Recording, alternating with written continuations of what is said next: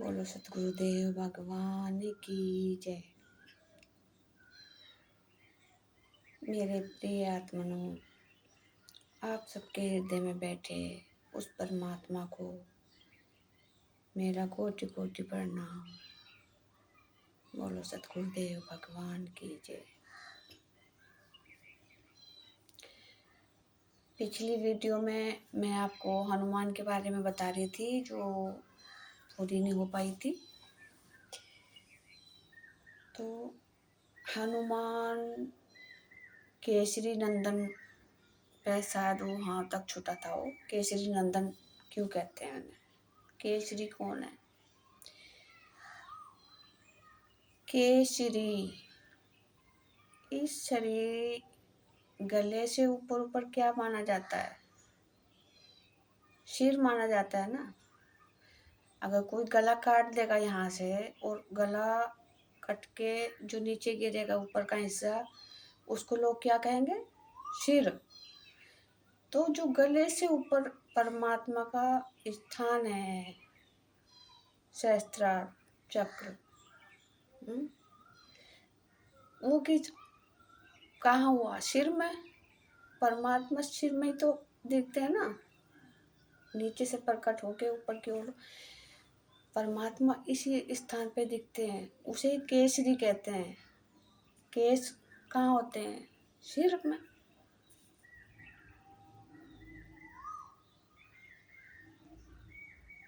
तो वही केसरी नंदन हो, उन्हीं केसरी नंदन का हनुमान पुत्र है, यानी परमात्मा का। जितने भी चिरंजीवी है ना, वो सब जो है परमात्मा के पुत्र हैं।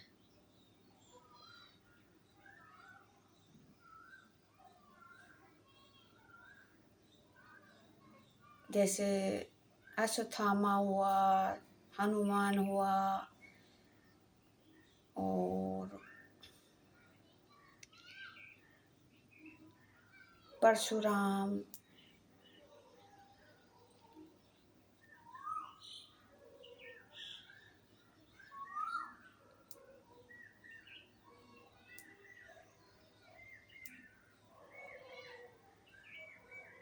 तो जो परमात्मा के रूप हैं। और भी हैं चिरंजीवी।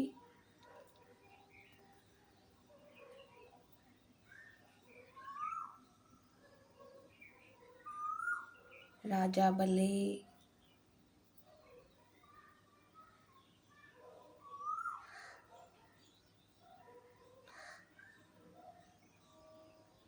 इस सब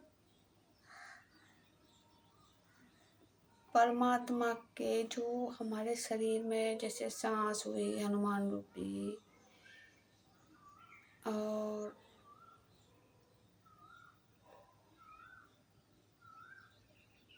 अश्वत्थामा हुआ मणि रूपी। तो ये इनके पीछे कौन है? परमात्मा। परशुराम भी परमात्मा के अवतार हैं। तो जो भी चिरंजीवी है, वो चिरंजीवी कौन रह सकता है? जो हमेशा से रहने वाला है वही चिरंजीवी है। परमात्मा नहीं हमें हमेशा से रहता है। तो उन्हीं के अवतार ये हैं।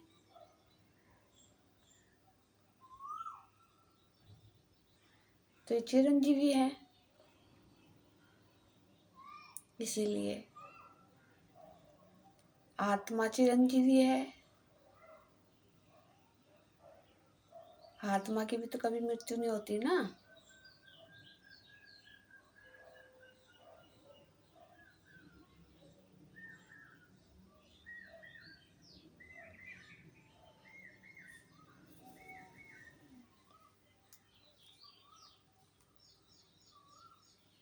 और भी बहुत हैं।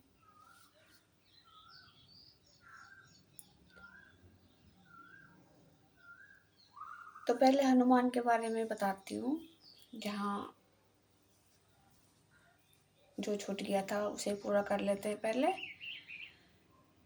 फिर हनुमान को और क्या कहते हैं, बालाजी। बालाजी का क्या मतलब हुआ, हनुमत बाला, है ना। बालाजी का मतलब होता है बाल ब्रह्मचारी।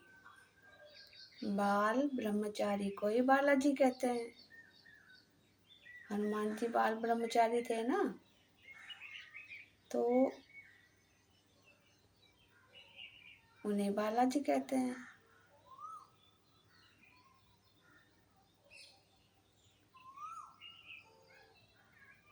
अब बाल ब्रह्मचारी उन्हें क्यों कहा गया, सांसों को फुर्सत है कुछ और करने की, वो तो सिर्फ परमात्मा का ही नाम जपती है। ऊपर जाए राम, नीचे जाए राम, ऊपर जाए राम, नीचे जाए राम। उसे सांसों को कोई फुर्सत नहीं है, वो किससे विवाह करे और क्या करे।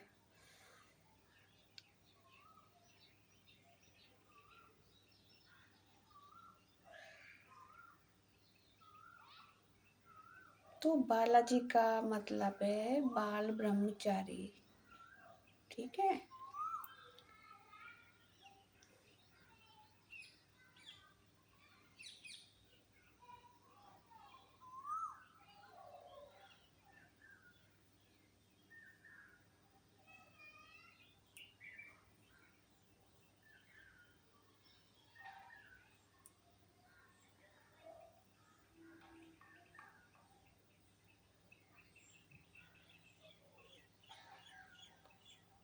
सांसों का काम क्या होता है, आत्मा को परमात्मा से मिलाना। देखो मुझे रुक रुक के इसलिए बोलना पड़ रहा है कि मेरा कोई बोलने के ऊपर कोई तजुर्बा तो है नहीं, मैं तो घर गृहस्थी में रहने वाली हूँ। कभी वो मुझे तो ज़्यादा बोलना भी पसंद नहीं है, घर में भी मैं चुप ही रहती हूँ ज़्यादा। तो बोलने का अभ्यास ना होने के कारण कोई मेरे आगे कोई पुस्तक नहीं पढ़ी कि जिसको मैं पढ़ पढ़ के फटाफट बोलूँ आपको। जितना भी मन में मेरी बात उठती है वो मैं सोच सोच के बताती हूँ।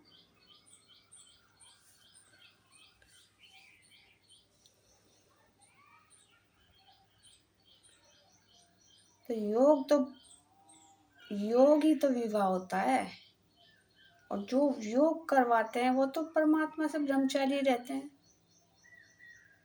उनका परमात्मा से योग तो नहीं हो सकता, क्योंकि वो परमात्मा ही हैं। परमात्मा अपने से ही क्या योग करेगा, उनके पीछे परमात्मा की शक्ति है।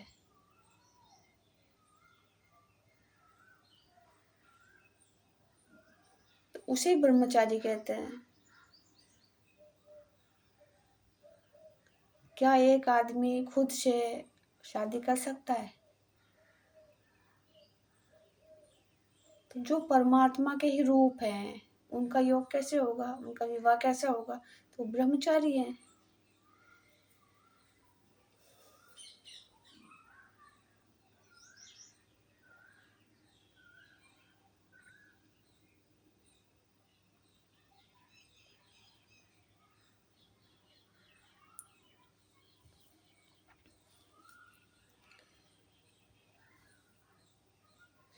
फिर उसको मरकट, आपने सुना होगा कि हनुमान को मरकट कहता था ना, रावण।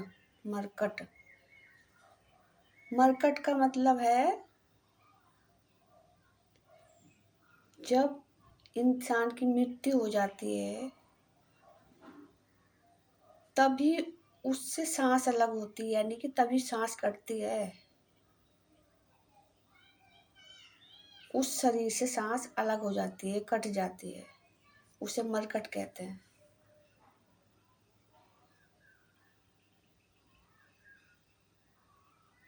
अच्छा, अब दूसरा आपने देखा होगा कि हनुमान, रामायण में आपने देखा होगा हनुमान उड़ते थे, उड़ते हुए वो संजीवनी लेने गए, पूरा पहाड़ उठा के ले आए।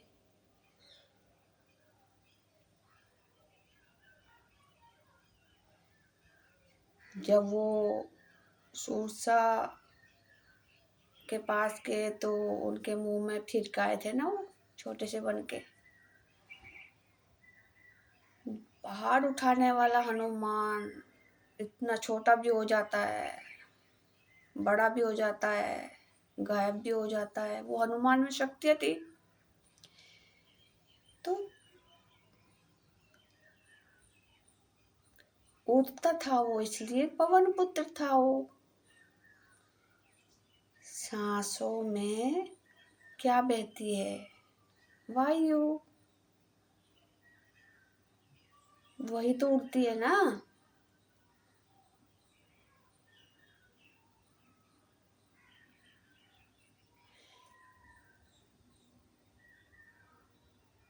तो हनुमान जैसे छोटे हो जाते थे, बड़े हो जाते थे, गायब हो जाते थे, उसका मतलब है इन सांसों को।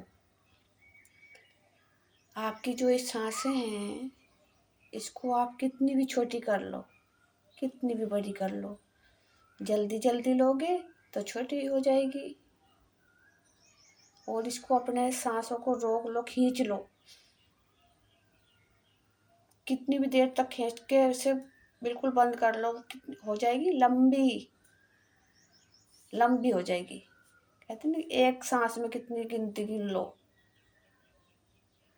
100 तक गिनती गिन लो, तब वो सांस लंबी हो जाएगी। और 1 2 करके गिनती गिनो, जल्दी जल्दी सांस लो, वो छोटी हो जाएगी। और सांस को बिल्कुल रोक लो, रोक लो, ना बाहर जाने दो ना अंदर जाने दो, रोक लो उसे। तब क्या होगा? सांस गायब हो जाएगी। यही हनुमान का गायब होना है, यही हनुमान का छोटा होना है, यही हनुमान का बड़ा होना है, विशाल। तो सांस ही हनुमान है, सांस ही हनुमान है। वो देखो, संजीवनी बूटी हनुमान जी लाते हैं पूरा पहाड़ उठा के। वो एक बूटी उठा के नहीं लाते, पूरा पहाड़ ले आते हैं, पर्वत। पर्वत क्या है? परमात्मा। इस सांसों से ही तो परमात्मा मिलते हैं ना। वो पर्वत तो है, वो परमात्मा। क्या एक मनुष्य पर्वत उठा सकता है? उड़ते हुए ला सकता है? हनुमान को उड़ते हुए दिखाते हैं, क्या राम को कभी उड़ते हुए दिखाया?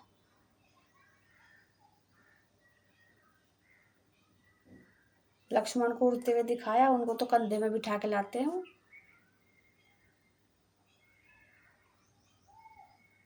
क्या हनुमान में उनसे ज्यादा शक्ति थी?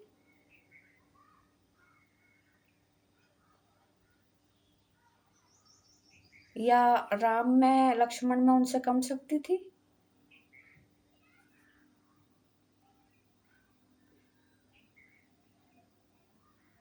तो इन बातों को समझो। हनुमान कोई व्यक्ति नहीं है।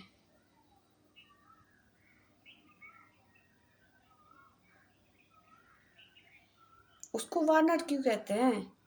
वन में रहने वाला नर वानर होता है, वन में रहने वाला नर। ये शरीर एक वन ही तो है, इसमें रहने वाला कौन होता है? नर। सांस भी इसमें रहती है, बुद्धि भी इसमें रहती है। बुद्धि रूपी जामवंत थे, ब्रह्मा के पुत्र थे ना। अब तो ब्रह्मा क्या है? हमारी बुद्धि।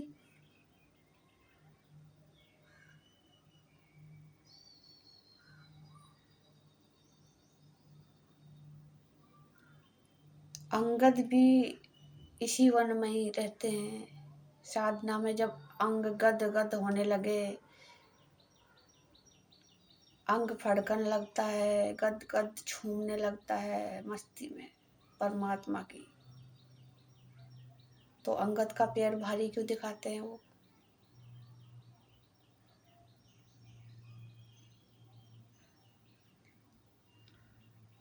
उसमें परमात्मा की शक्ति आ जाती है, उस भक्त में, उस साधक में।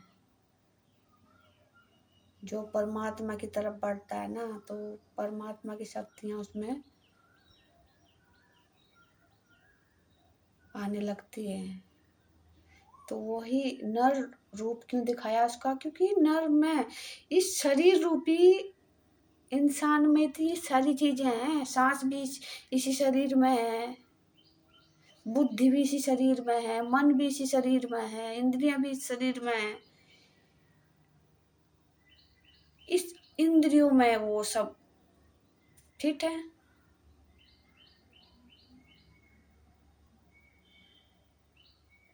ताड़का कौन थी? हमारी बुरी नजर। कहते हैं किसी, आपने देखा होगा किसी लड़के को लड़कियां ताड़ती हैं, जो उन्हें खूबसूरत लगता है उन्हें वो ताड़ती है बुरी नजर से, उनके प्रेम में पड़ के। वो प्रेम में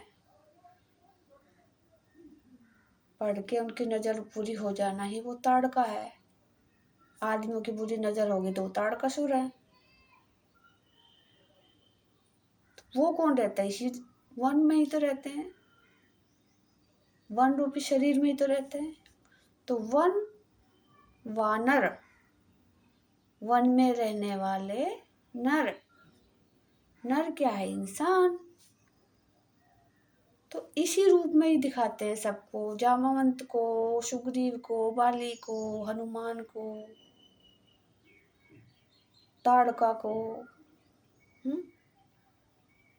इन बातों को समझो।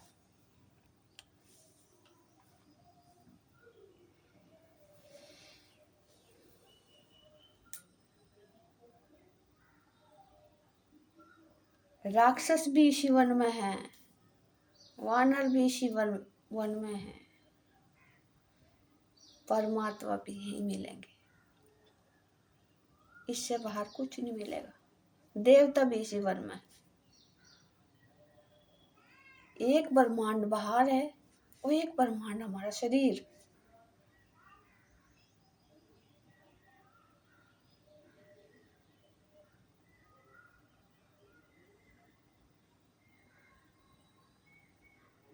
जो बाहर मिलेगा वही अंदर मिलेगा।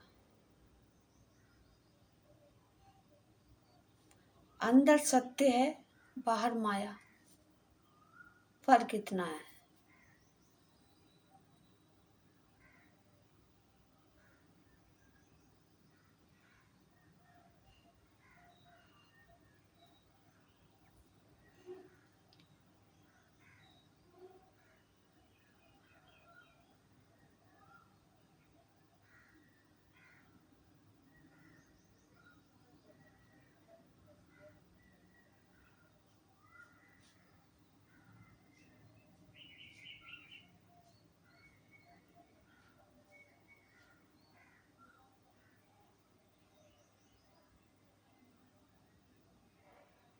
तो इस ब्रह्म को पहचानो और इस माया को भी पहचानो।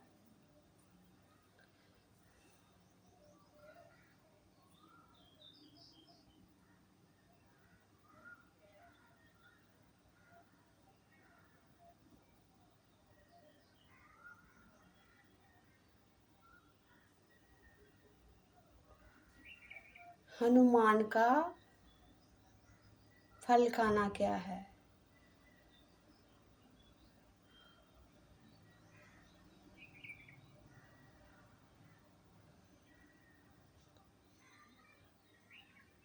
जैसे कहते हैं हनुमान में फल चढ़ाओ, पान चढ़ाओ, फूल चढ़ाओ। यही गणेश में कहते हैं फल चढ़ाओ, फूल चढ़ाओ, पान चढ़ाओ। पान, पान क्या है? वो एक पान बाहर भी है जिसे लोग मुंह में चाटते हैं, उसे पान को। पान की बेल होती है, बाहर प्रकृति में भी पान है और हमारे सांसों में भी वो पान है। इसी को तो पान अपान कहते हैं। अंदर को लिया तो पान, अंदर को सांस खींचो तो पान, बाहर को छोड़ो तो अपान। वही पान है वो जो हनुमान को चढ़ता है। वही पान है कि जो गणेश को चढ़ता है। बाहर का कोई पान नहीं चढ़ता। वो फूल क्या है, इस 7 चक्रों में जो हमारे कमल खिलते हैं वही फूल है। वो फूल चढ़ता है कमल का।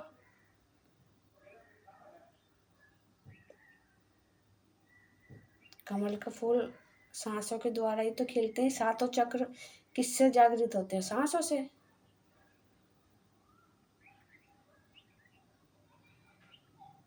मूलाधार से लेके सहस्त्रार तक 7 चक्र जो होते हैं ये सांसों से ही तो जागृत होते हैं।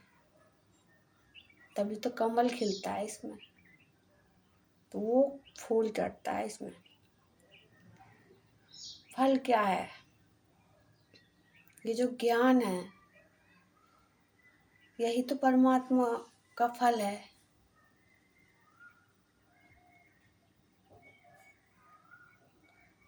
गणेश बुद्धि के दाता थे और हनुमान भी तो बुद्धि के दाता। कितनी बुद्धि थी उनमें। बुद्धि कहाँ से? ज्ञान से तो आती है बुद्धि।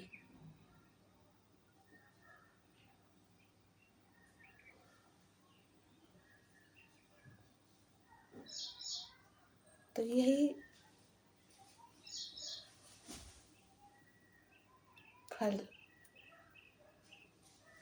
का भोग लगता है, खाते हैं वो परमात्मा रूपी ज्ञान का।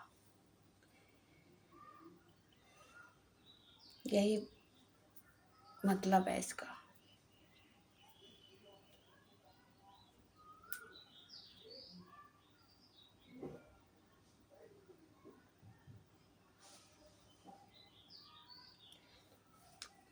अच्छा, अब मुझे आप एक बात बताओ। मनुष्य दिखाते हैं रामायण में, महाभारत में, वो मनुष्य आज भी है, वो प्रजाति मनुष्यों की। तो जो रामायण में राक्षस प्रजाति थी वो कहाँ है? आज कहाँ है वो? वो क्यों नहीं दिखाई देती? अगर जो वो आप लोग मनुष्य को अलग, राक्षसों को अलग, वानरों को अलग समझोगे तो वो प्रजाति आज कहाँ है? हनुमान की कहाँ है प्रजाति आज?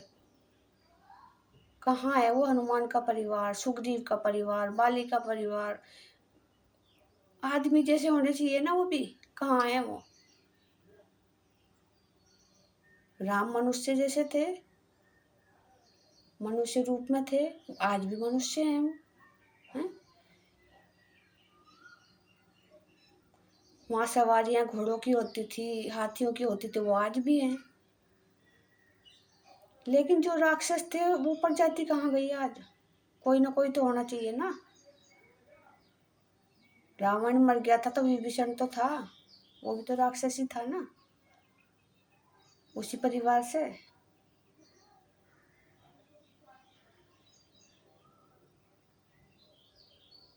त्रिजटा भी तो थी ना। तो उनकी प्रजातियां कहाँ गई आज? हनुमान की प्रजाति कहाँ गई आज? क्योंकि इसी मनुष्य शरीर में ही सब कुछ है। राक्षस भी इसी मनुष्य के अंदर है। ये दो ही तो रूप होते हैं मनुष्य के, एक देवता रूपी मनुष्य और एक राक्षस रूपी मनुष्य। जो बुरी प्रवृत्ति वाला होगा वो राक्षस है, जो अच्छी प्रवृत्ति वाला होगा वो देवता है, मनुष्य है। तो इसी शरीर में राक्षस है, इसी शरीर में देवता है, इसी में परमात्मा है। इससे बाहर कुछ है ही नहीं, माया है।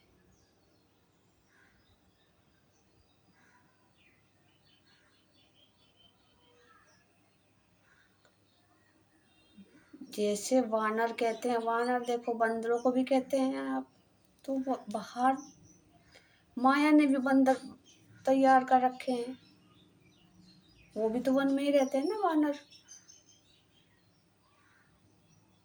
तो जो परमात्मा की बस्ती में है वही माया की बस्ती में भी है।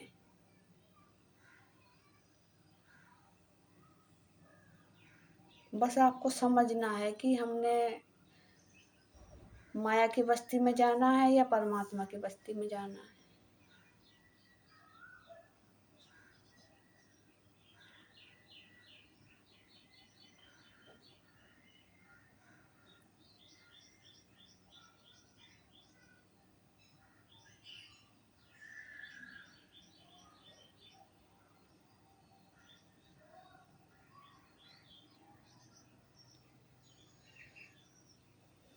अभी मैं थोड़ा थोड़ा ही बताऊंगी हर चीज़ के बारे में। जैसे सोना कहा कि मैंने वासना का रूप होता है सोना, यहाँ भी सोने का जिक्र आएगा तो वो वासना को जोड़ लेना वहाँ से। जैसे मैंने अश्वत्थामा को कहा कि वो शिविर में गए थे, वो सोते हुए उनकी हत्या करी। देखो सोना वासना का रूप इसलिए बताया है। सोने की लंका थी, पहले वो लंका थी, तो पहले कुबेर रहते थे उसमें। लंका कुबेर को ये तो नहीं बताया कि सोने की लंका में रहता था वो। लंका का राजा था कुबेर, ठीक है। उसके बाद रावण ने उसको निकाल दिया और खुद लंकापति रावण बन गया। फिर उसकी बन गई सोने की लंका।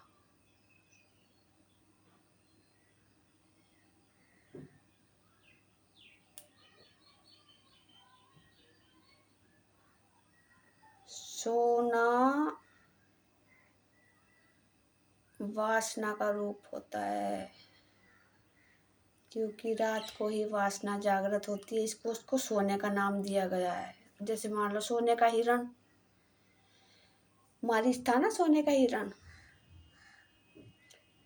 तो उस हिरण का भी तो मतलब वही है, तभी तो सीता चोरी हुई थी, रावण चुरा के ले गया था, उस हिरण के बढ़ावे में आई थी वो। सोने का हिरण यानी कि कभी अच्छा आपने सोने का हिरण देखा आज तक? चलो सुनार बना देंगे सोने का हिरण, चलो बना भी दिया किसी ने सोने का हिरण, क्या वो भागेगा वो जंगलों में? क्या वो बोल पाएगा सोने का हिरण? राम राम सीता, वो लक्ष्मण लक्ष्मण बोल रहा था ना, वो बोल पाएगा वो?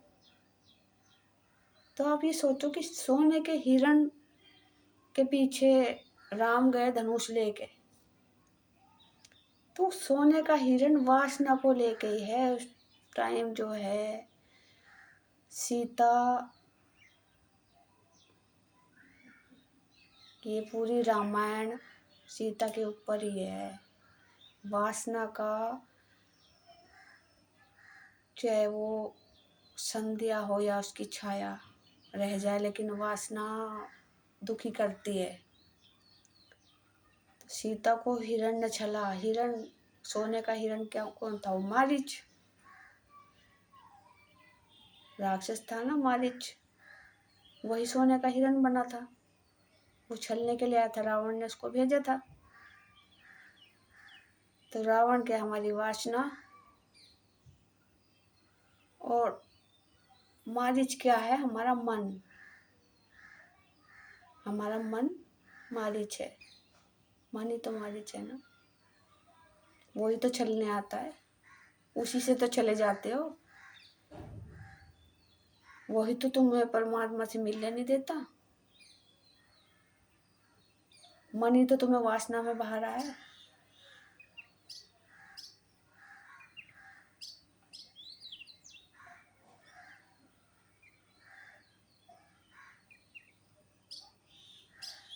वासना के आगे तो तुम नाच रहे हो। वही फिर बात वही आती है शिव के डमरू की।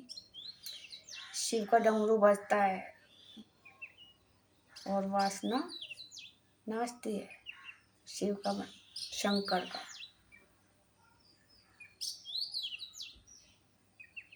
और एक डमरू परमात्मा सदाशिव का बजता है, वो परमात्मा का डमरू है, साधक के लिए बजता है, वो मग्न हो जाता है उसमें फिर। नीचे भी डमरू बजा के नचाना है वासना को, ऊपर परमात्मा जब प्राप्त होते तब भी शिव का डमरू बजता है।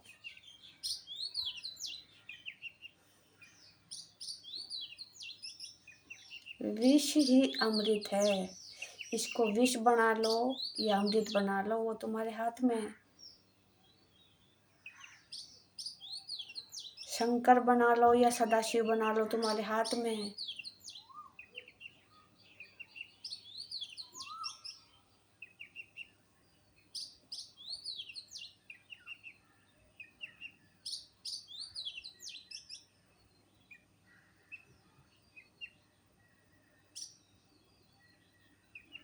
मृत्यु बना लो या अकाल मृत्यु बना लो, तुम्हारे हाथ में है। अकाल मूर्त, ये सब तुम्हारे हाथ में है।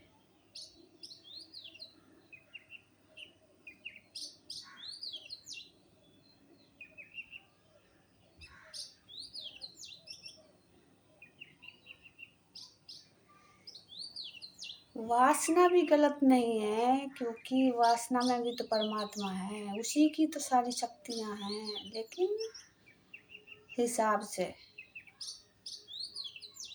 और इतनी जल्दी तो तुम ध्यान में सफल नहीं हो सकते हो, क्योंकि सफल होने के लिए भी कहीं कहीं जन्म लगते हैं।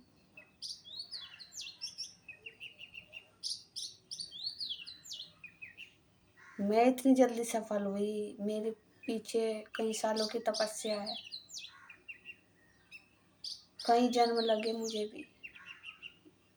लेकिन जो साधना होती है, जिस जगह से साधक छोड़ता है, फिर दूसरे जन्म में उसी वहीं से उसकी साधना स्टार्ट होती है। अगर 2 साल का गैप होगा साधना को पार निकलने में, तो 2 साल में ही साधना पूरी होगी अगले जन्म में। इतने वो मौज मस्ती करेगा, उसको सब सुख दिखा देगा परमात्मा। फिर 2 साल जब शेष बचेंगे, जहाँ उसने छोड़ी तो वहीं से फिर वो स्टार्ट हो जाएगी। यही है कि किसी को जल्दी परमात्मा प्राप्त होते हैं, किसी को देर से, किसी को कई कई वर्ष लग जाते हैं, किसी को कई कई जन्म लग जाते हैं। आपने देखा होगा, ध्यान क्या है? धनुष, शिव का धनुष कहते हैं ना उसे। ध्यान ही धनुष है। अगर ध्यान लगाना इतना आसान होता तो आज तक तो बहुत सभी लोग इसमें निपुण हो गए होते। आपने देखा होगा सीता स्वयंवर में धनुष रखा हुआ हो, सीता स्वयंवर राम का, सीता और राम का स्वयंवर होता है, उसमें धनुष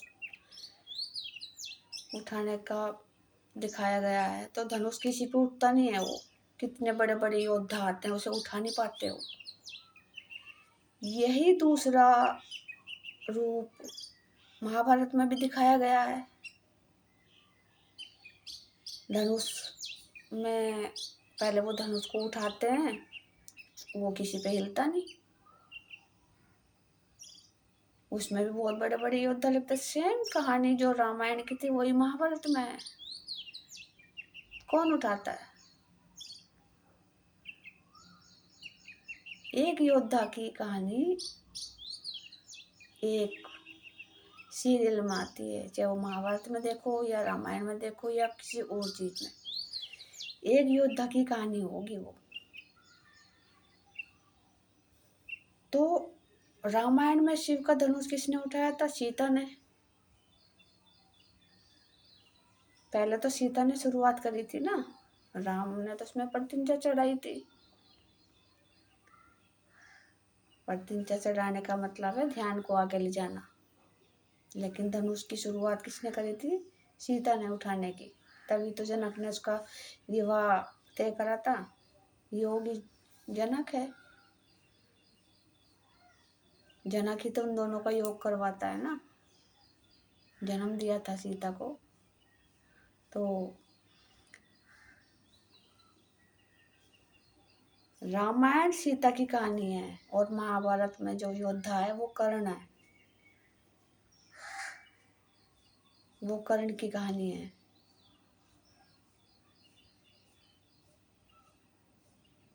आपने देखा होगा ना, सूर्यपुत्र था कर्ण। सूर्यपुत्र कर्ण, उसके माथे पे सूर्य का तिलक देखा होगा आपने लगा हुआ। उसका मतलब ये था कि सूर्य उसने अपने माथे पे चढ़ा लिया था। और सूर्यपुत्र कर्ण कौन होता है? हम भी तो सूर्यपुत्र हैं। हमने अपने माता पिता के वीर्य से तो जन्म लिया है।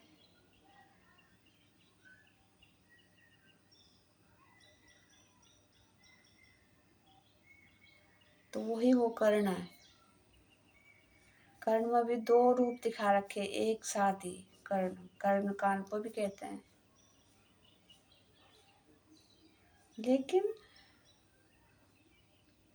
कौन इसे समझ पाता है? उलझा उलझा के कहानी के रूप में उलझा उलझा के ये दर्शाया गया है।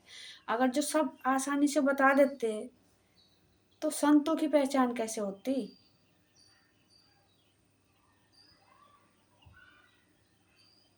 फिर तो सब समझ जाते। आज ना समझने पे भी गुरुओं की इतनी भीड़ है, तो जब सब समझ जाते तो फिर कितनी भीड़ होती।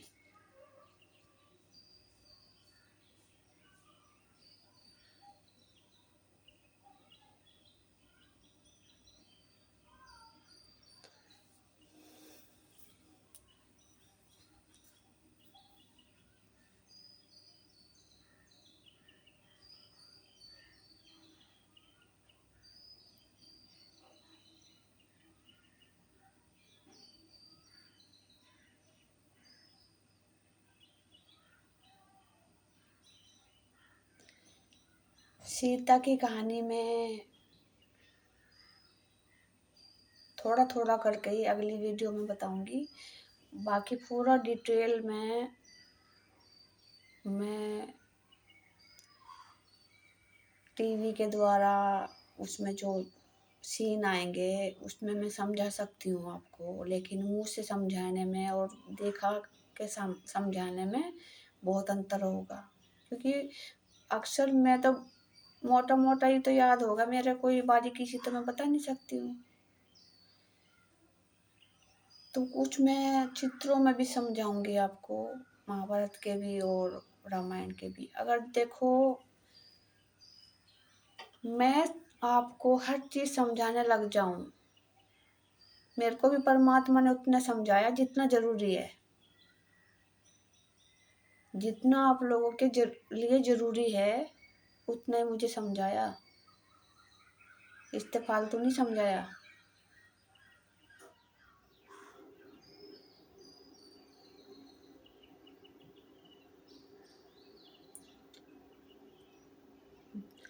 अगर जो आप किताबों के ज्ञान में आए तो किताबों के ज्ञान देखो, इतने ही किताब छप रही हैं, टरको भर लो, टरक भर लो किताबों का।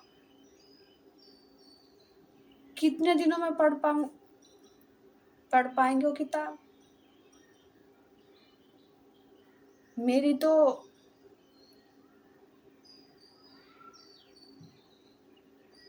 सांस भी ना हो इतनी कि मैं उन्हें समझा दूंगी इसी जीवन रहते रहते। क्योंकि 54-55 तो मेरी उम्र हो चुकी है, आगे कितनी बची है। और मैं तो अनपढ़ समान हूँ, मैं तो मिला मिला के पढ़ूंगी उसे। फराटेदार तो मेरे को पढ़ना नहीं आता। मैं तो मिला मिला के पढ़ूंगी। अब 5वीं पढ़ा लिखा जो साधक होगा वो कितनी फराटे से पढ़ेगा वो। आज की पढ़ाई में और पहले की पढ़ाई में तो बहुत अंतर है। दूसरी तक तो तख्तियाँ चलती थी। तीसरी चौथी में फिर 2-3 किताबें होती थी, 5वीं में दो और 2-4 बढ़ जा मैं।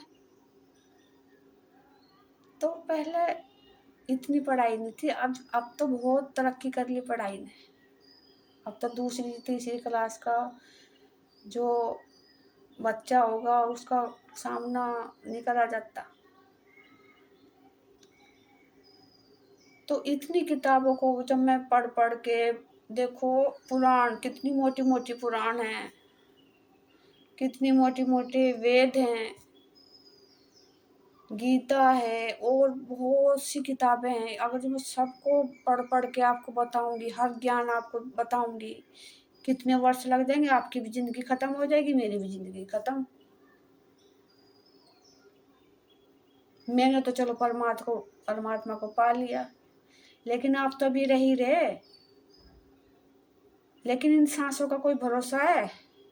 कितने सांस हैं इसमें जिंदगी में, कितनी सांसें दी हमें परमात्मा ने जीने के लिए, पता है किसी को? एक पल का भरोसा नहीं है। इसलिए जितना जरूरी है उतना ही मैं बताऊंगी, उतना ही तुम जानो, इससे फालतू जानने की कोशिश मत करना, वरना वहीं भटकोगे। फिर जब मैं आपको वो चाबी दे रही हूँ जिससे सबको जाना जा सकता है, तो फिर अपने ज्ञान के द्वारा जानना है, अपने ज्ञान के द्वारा ही जानना ना। परमात्मा तुम्हें भी बताएगा, जब मुझे बता सकता हो कि आपको नहीं बताएगा वो? तो उतना इंतजार तो आपको करना पड़ेगा। बाकी अपना जीवन, अपनी सांसों को परमात्मा में लगाओ, जितनी बची हुई है ना उन्हें परमात्मा में लगाओ जल्दी से जल्दी। तो जितना जरूरी है आपके लिए है इतना मैं बताऊंगी आपको।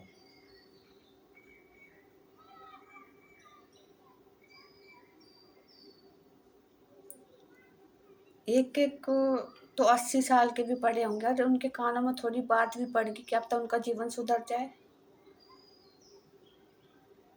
जवानों की क्या गारंटी है? कोई एग्रीमेंट लेके थोड़ी आया अपनी जिंदगी का कि मैंने इतने साल और जीने। वो तो को मैंने समझाया, कहते कि अभी तो बहुत उम्र पड़ी है, अभी तो खेलने खाने की उम्र है, जब तुम्हारी उम्र में आएंगे तो हम भी कर लेंगे ध्यान। बताओ इनको कौन समझाए? लोग खड़े खड़े मर रहे हैं, अटैक अटैक हो रहे हैं उन पे, हैं, हार्ट फेल हो के मर रहे हैं, जरा सा दर्द हुआ और खत्म इंसान। वो कह रहे हैं कि हम पहले जिंदगी में मजे लें, उसके बाद कर लेंगे भक्ति, अभी तो बहुत टाइम पड़ा है। तो जिंदगी का अगर जो एग्रीमेंट है, सांसों का एग्रीमेंट आपके पास है तो बाद में कर लेना। मेरे हिसाब में तो एग्रीमेंट किसी पे है नहीं।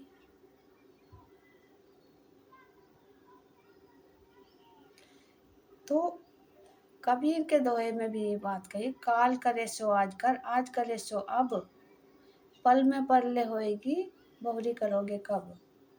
इसका क्या मतलब है? जो कल करना है उसे आज करो, और जो आज करना है उसे अभी से स्टार्ट कर दो। क्या पता ये सांस कब चले जाए कुछ पता नहीं। पल में परले होएगी तो बहुरी करोगे कब, अगर सांस निकल गई तो फिर कब करोगे? ये 84 के चक्कर काटने में कितना टाइम लग जाएगा आपका, कितने वर्ष लग जाएंगे आपको, कुछ पता नहीं।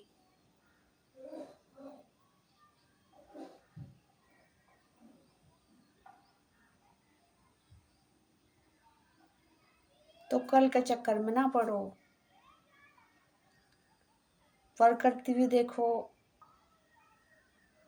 इसी चक्कर में लगी हुई, क्योंकि हर प्रकृति को पता है कि मनुष्य योनि में उन्होंने क्या भूल करी। आज सब अपनी भूल सुधार रहे वो।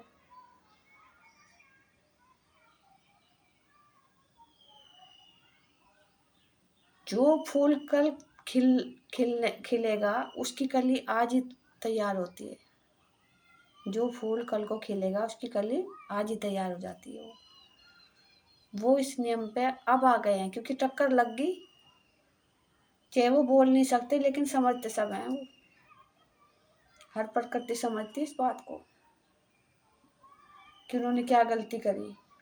जानवरों को देखो, ये भी हमें सिखा रहे। प्रकृति हमारी गुरु इसलिए तो है कि उन्हें ही टक्कर लग चुकी है, अब वो हमारा गुरु बन रही, लेकिन समझने वाला ही तो समझेगा। जानवरों को देखो, क्या रात दिन तुम्हारी तरह वासना में बह रहे वो?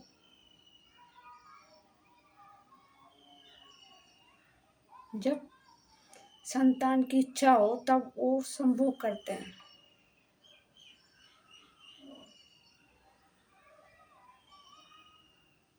उन्हें पता है ना कि हम इस गलती की वजह से आज ये जोनी भुगत रहे।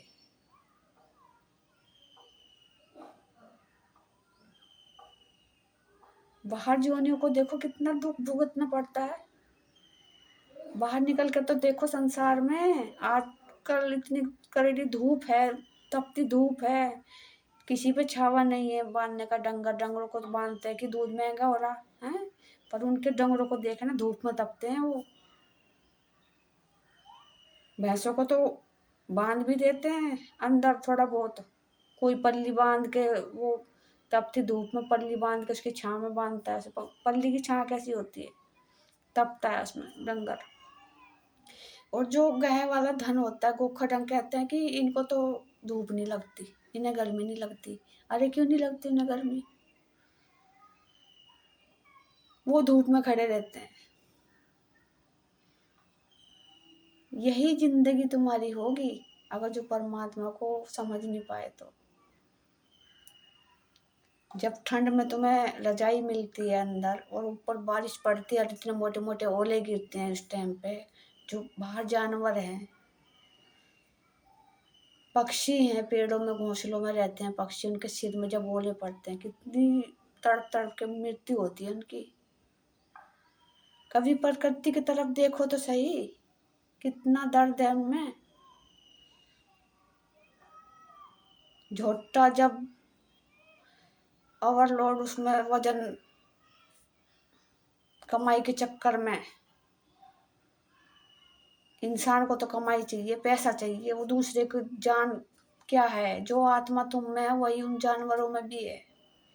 तुम पैसों के चक्कर में जहाँ 10 बोरी वो ली जा सकता है, उसमें 50 बोरी ठोक देते हो, और उसके मुंह से झाग ही झाग निकलते हैं, और धूप में फै फै फै फै करता हुआ चलता है वो, हैं? बोल तो नहीं सकता, लेकिन समझता है कि तूने क्या गलती करी पीछे, उसका भुगतान तो भुगतना है। और आज तुम भी वही गलती कर रहे हो, कल को तुम्हें भी वही बनना पड़ेगा। जैसा व्यवहार तुम आज उन जानवरों के साथ कर रहे हो ना, कल को तुम्हारे साथ भी वो ऐसे ही व्यवहार करेंगे, क्योंकि ये तो परिवर्तन है। आज जानवर इंसान की भूल की वजह से जानवर बनना पड़ा, और जानवर कभी ना कभी इंसान बनेंगे, तो आप भी कभी ना कभी जानवर बनोगे। तो जो अत्याचार आपने उस जानवर पे करा, तो संयोग से वही फिर आपके ऊपर भी वही अत्याचार होंगे। यही प्रकृति का नियम है, यही बदले हैं।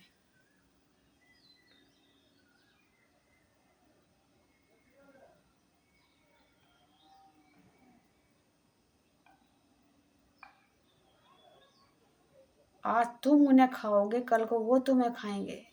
आज तुम उन्हें मारोगे काटोगे, कल को वो तुम्हें काटेंगे।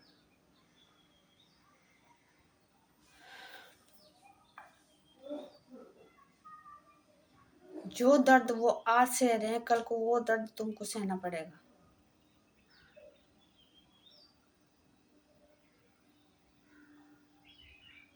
इसलिए सब जीवों पर दया करो। ये जीव भी तो तुम्हारा ही परिवार है, तुम्हारे पूर्वज ही तो हैं ये। क्या पता कोई इनमें तुम्हारी माँ हो। ये जो डंगर बंध रहे, कोई बकरी है, कोई मुर्गी है, कोई सूअर है, कोई झोट्टा है, कोई भी है, मछली है जिसे तुम खाते हो, क्या पता ये तुम्हारी माँ है या तुम्हारे बाप है जो मरे हुए हैं, जिन्होंने कोई परमात्मा को प्राप्त नहीं करा, वो तो प्रकृति में जाएंगे ना। तो कोई आपका बच्चा है, आपकी बहन है, आपकी पत्नी है, आपका पति है, कौन है इन आत्मा के पीछे? इस शरीर के पीछे जो आत्मा है अंदर, उस वो आत्मा किसकी है? क्योंकि आत्मा वस्त्र की तरह शरीर बदलती है, आत्मा नहीं बदलती, शरीर बदलते हैं ये। तो क्या पता तुम अपने जिस बच्चे को बहुत प्यार करते थे उस बच्चे को ही काट रहे, जिस पत्नी को प्यार करते वो पत्नी कट रही, जिस माँ को प्यार करते थे वो माँ कट रही उन रूप में। कुछ पता है क्या इनमें वो आत्मा नहीं है जो तुम में है? अगर परमात्मा को नहीं भजोगे तो तुम्हें भी तो यही बनना है, लेकिन तुम्हारे परिवार वालों को ये नहीं पता चलेगा कि ये मेरा पुत्र है या मेरी बेटी है या मेरा पति है, ये पता नहीं चलेगा। चाहे वो कोशिश भी करे बताने की, लेकिन नहीं पता चलेगा। तो जानवरों पे दया करो कि ये भी तो कल ये भी इंसान थे, ये अपनी इस गलती की वजह से आज जानवर बने हैं, पेड़ बने हैं, नाली के कीड़े बने हैं? इस बात को समझो।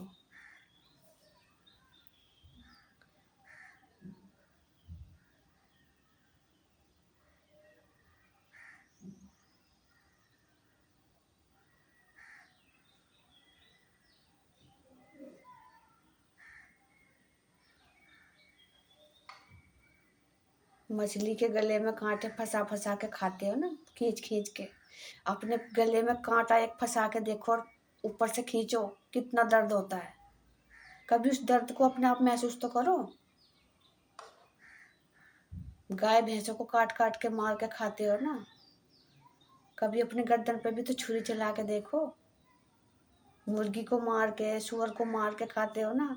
अरे मुर्गी कटने वालों को मैंने ऐसा देखा, मुर्गी की गर्दन काट दी, लेकिन उसे इतनी भी फुर्सत नहीं हुई कि इसे थोड़ा प्राण को त्याग तो लेने दो। वो फड़फड़ाती रहेगी, उसके पंख नोचते रहेंगे, पंख नोचते रहेंगे। जिंदगी को मरने की भी फुर्सत नहीं है ना, क्योंकि कभी कहा भाग ना जा, जल्दी दे दे से उसे जिंदे को ही उसके पंख उपाड़ने लग जाते हैं। तो कितना बड़ा दर्द है, इस दर्द को समझो।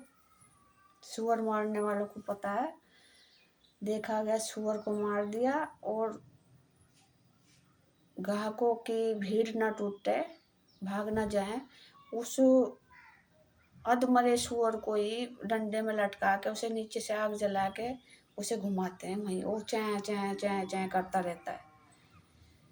उस सुअर को मार देते हैं, वो जिंदे को जला देते हैं। वही दर्द तुमको भी सहना पड़ेगा। तो इस बात को समझो, इन जीवों पे दया करो, क्योंकि ये भी कभी मनुष्य थे। आपने शेर को देखा होगा, जंगलों में शेर रहते हैं, लेकिन वो किसी तपस्वी को नहीं मारते। क्यों नहीं मारते? क्योंकि उन्हें पता है कि तुम्हारा उद्धार इन्हीं से ही है। अब उद्धार कैसे है? उद्धार वो ऐसे है कि आज वो जानवर है, लेकिन कभी न कभी तो इंसान होंगे। लेकिन जो तपस्वी परमात्मा को पा जाएगा, उसका ज्ञान से फिर वो ज्ञान उजागर हो जाएगा। तो कभी जब वो मनुष्य बनेंगे तब उस साधना को वो भी कर पाएंगे, तो उनका भी उद्धार हो जाएगा। तो वो इसलिए किसी तपस्या करने वालों को जंगलों में शेर हानि नहीं पहुंचाता, वो समझते हैं इस बात को। अब वैसा इंसान कोई फंस जाए तो उसे मार के खा जाता है वो। तो इन बातों को समझो कि प्रकृति समझ चुकी है, लेकिन तुम कब समझोगे?